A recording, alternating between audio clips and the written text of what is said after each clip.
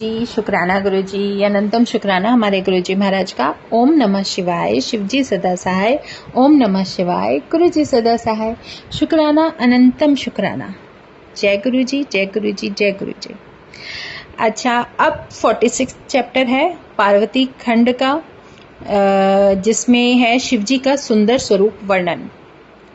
अब ब्रह्मा जी बोलते हैं, उसी समय विष्णु जी से प्रेरित होकर नारद जी शिव जी को प्रसन्न करने के लिए उनके पास गए। उनकी अनेक स्त्रोतों से बड़ी स्तुति की और बहुत समझाकर नारद जी बहुत कह सुनकर उन्होंने भगवान शंकर को बहुत सुंदर रूप धारण कराया।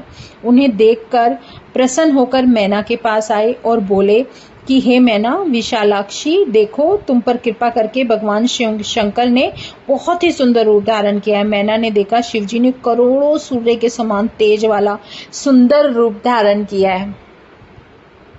उनके सभी अवयव सुंदर थे और वे विचित्र वस्त्र धारण किए थे तथा अनेकों प्रकार के आभूषणों से अलंकृत थे। उनका वह गौर कांतिमान रूप तथा सिर के अग्रभाग में चंद्रमा की रेखा शोभित थी। विष्णु आदि सभी देवता प्रेम से उनकी स्तुति कर रहे थे। फिर सिर पर सूर्य को छत्र और चंद्रमा शोभित थे। उनका परम रमणीय वृषभ तो और ही शोभायमान था। गंगा और यमुना दोनों ओर से चंवर डुला रही थी तथा आठों सिद्धियां जिनके आगे नृत्य कर रही थी। मैं और विष्णु आदि सभी देवता उनके आचरण में लगे थे। अनेकों गण जय जय शब्द करते हुए अति प्रसन्न हो आगे चल रहे थे। स्त्रियों सहित देवताओं की अलग ही शोभा हो रही थी। अप्सराओं सहित विश्वास, वसु आदिक गंधर्व शंकर जी का यशोगान करते हुए आगे चल रहे थे। उधर हिमालय के द्वार पर अलग ही महोत्सव हो रहा था। उस समय के भगवान शंकर की छटा को कौन वर्णन कर सकता है। शिवजी को देखकर मैना चित्र लिखित सी थोड़ी देर के लिए ठिठक गई। फिर प्रेम पूर्वक शिवजी से बोली, मेरी पुत्री धन्य है। देखो, माता एकदम से बदल गई। जैसे ही भगवान शंकर का बहुत सुंदर रूप देखा और वो एकदम से चेंज हो गई। उन्होंने कहा, मेरी पुत्री तो बहुत धन्य है जिसने कि इतने महान तप के द्वारा आपको प्राप्त किया है। हे शिव जी, मैंने तो पहले आपकी बड़ी निंदा की, उसे क्षमा कर दो, मुझ पे प्रसन्न हो जाओ। शैल प्रिया इस प्रकार कहकर नम्र होकर चंद्रशेखर भगवान की स्तुति करने लगी। उसी समय शिव दर्शन की लालसा से नगर की सब स्त्रियां वहां आ गईं और उनके विविध रूप, श्रृंगार और भक्ति भाव का वर्णन नहीं कर सकते ऐसा रूप था। नगर निवासी स्त्री पुरुषों ने शिवजी का दर्शन करके अपना जन्म सफल माना। शिव पार्वती की जोड़ी की प्रशंसा कर सबने ब्रह्मा की उस रचना की प्रशंसा की और इस प्रकार शंकर के दर्शन करके सभी कृतार्थ हुए।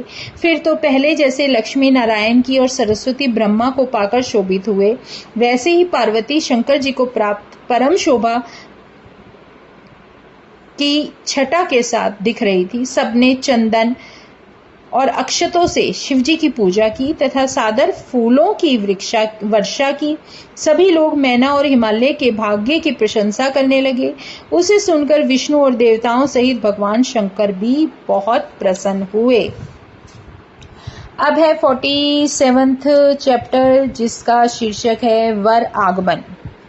ब्रह्मा जी बोलते हैं, हे नारद, अब परम शोभा युक्त प्रसन्न शिवजी महाराज अपने गणों और दूतों के साथ हिमालय के द्वार पर आए। मैना ने अपने साथ बहुत सी स्त्रियों को लेकर उनकी पवित्र आरती की।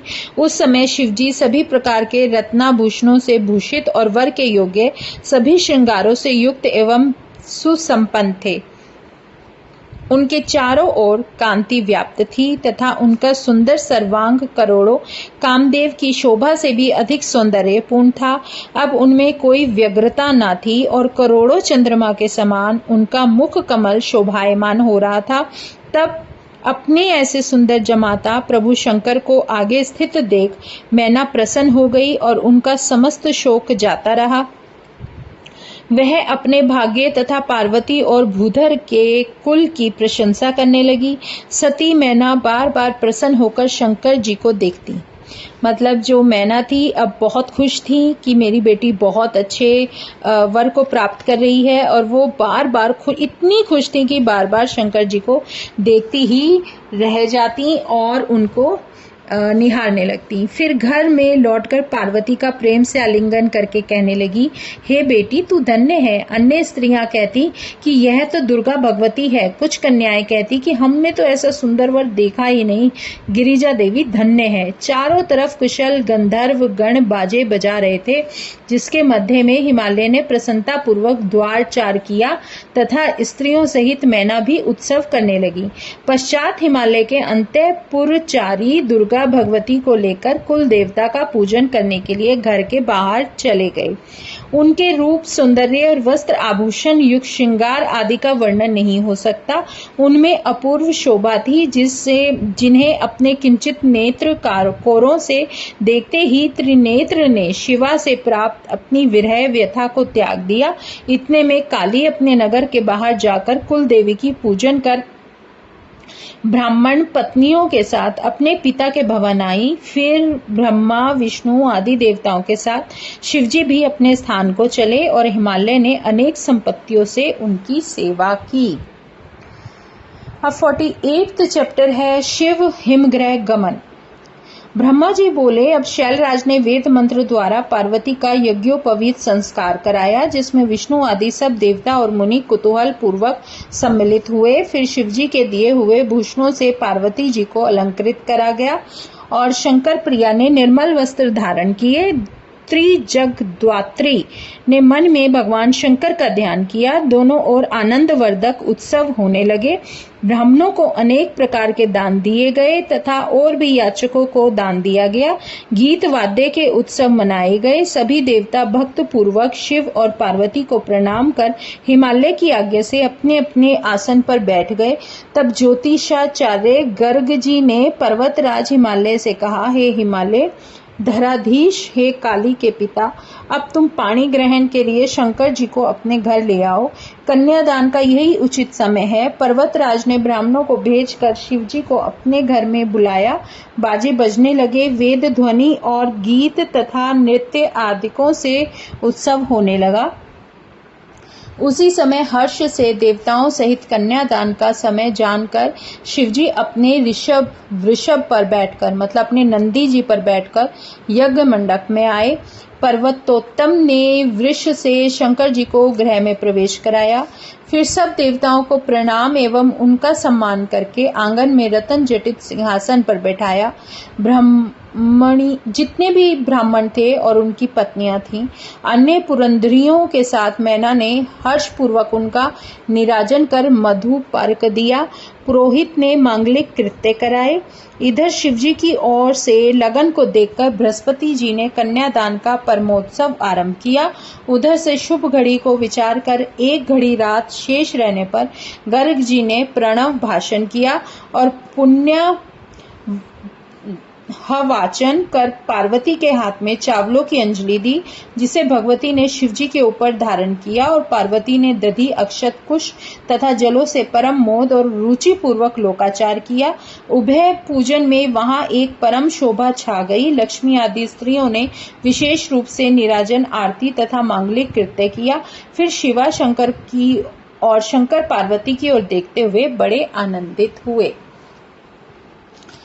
अब है पार्वती खंड का 49वां चैप्टर हिमालय द्वारा कन्यादान। अब हिमालय किस तरीके से अपनी बेटी का कन्यादान करते हैं उसका वर्णन। ब्रह्मा जी बोले, उसी समय हिमालय पुरोहित गर्गाचार्य ने हिमालय और मैना को यथोचित बैठाकर उनसे कहा कि अब कन्यादान कीजिए। हिमालय ने अर्ध्य पाद्य सहित वस्त्र और चंदन लेकर वर का वरण किया। तिथि आदि का कीर्तन हुआ। फिर हिमालय ने सृष्टिकर्ता शिवजी से हंसते हुए कहा कि हे शंकर, आप अपना गोत्र, प्रवर और कुल कहिए तथा नाम, वेद और शाखा बतलाइए। हिमालय के इस प्रकार कहने पर चिंता रहित भगवान शंकर चिंतित हो गए और उनसे कुछ कहते न बना। तब उन्हें निरुत्तर देख, हे नारद, तुमने उनका हास करने के लिए अपनी वीणा बजाना आरंभ कर दिया।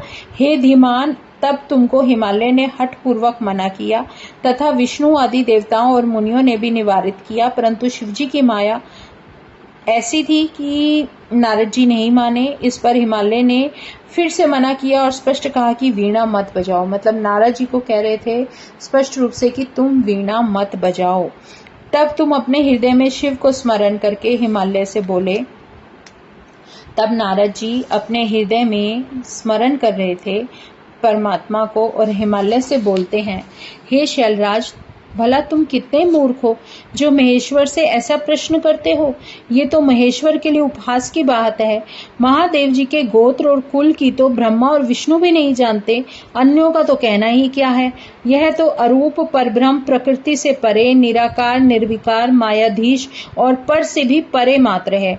तब इन स्वतंत्र भक्त वत्सल का गोत्र और नाम क्या होगा, जब ये अपनी इच्छा से शरीर धरने वाले तथा अनेक नाम वाले हैं, जिनके समान कोई उत्तम गोत्र वाला है ही नहीं, जो गोत्रहीन, कुलहीन और कुलीन है।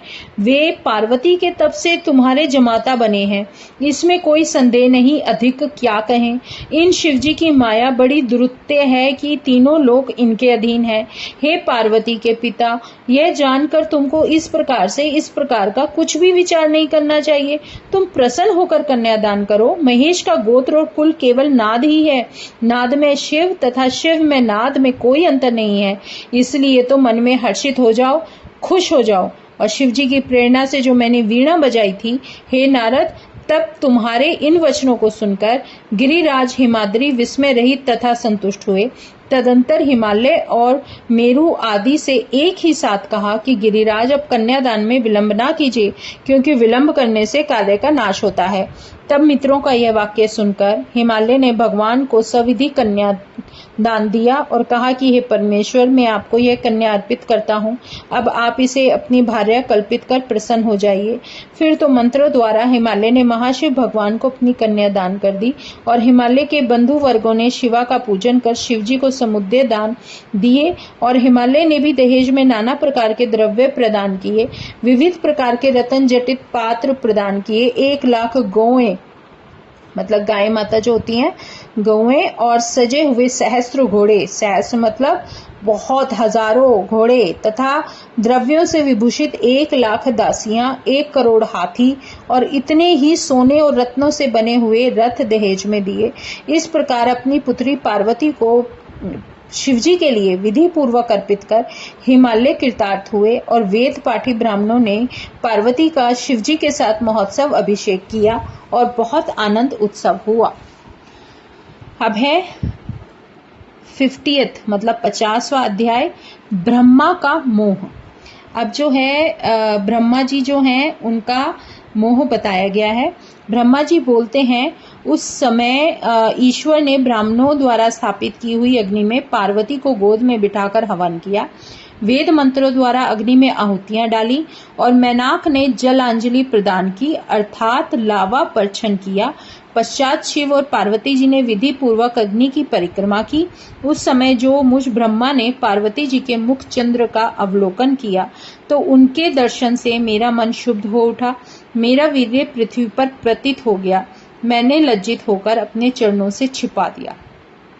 अब ये प्रसंग ब्रह्मा जी बता रहे हैं कि उस समय पार्वती जी का मुख देखकर मुझे मेरा जो मन शुद्ध हो गया, उसके कारण मेरा वीर्य पृथ्वी पर पतित मतलब गिर गया और मैं लज्जा के कारण अपने चरणों से अपने पैरों के नीचे छुपा दिया और उसका मर्दन कर दिया। यह बात शिवजी जान गए।